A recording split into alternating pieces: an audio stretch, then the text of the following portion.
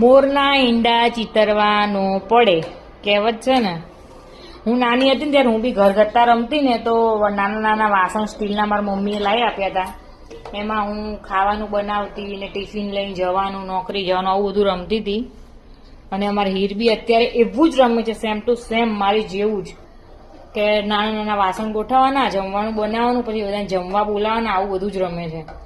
અત્યારે જો હું રસોઈ કરી રહી હતી ને તો હીરુબેન મને કે મમ્મી હું તને મદદ કરું, મને બહુ શોખ થાય છે રસોઈ બનાવવાનો. જો તો બેન છે ને કઢીને હલાવી રહ્યા છે અને હું શાક સુધારતી હતી ખીચડી વઘારવા માટે, મતલબ તુવેર, બટેકા, ડુંગળી, લીલું લસણ ને બધું નાખીને, અને બાજરીનો રોટલો. તો જમવું હોય તો આવી જજો બધા. હા, અત્યારે અસલી ખાવાનું છે, નકલી નથી. અમે રમકડા રમીએ ને ત્યારે નકલી ખાવાનું હોય, અત્યારે અસલી છે.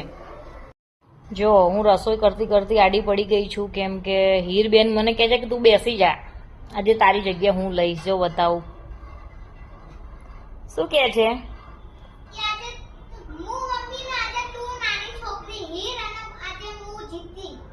હા, જો એમ કે છે કે આજે હું મમ્મી બનીશું જીદ્દી અને તું નાની છોકરી હીર. બેન કઢીને ઉકાળી રહ્યા છે. મજા આવે છે.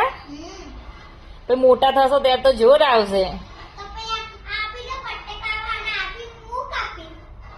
ખીચડી વઘારી નાખજે. અરે અરે હા, રોટલી બી. રોટલો ના આવડે ભાખરી વણાઈ નાખ. હે, રોટલી આવડે છે. વાહ, તો હવે મારે તો આરામ આરામ.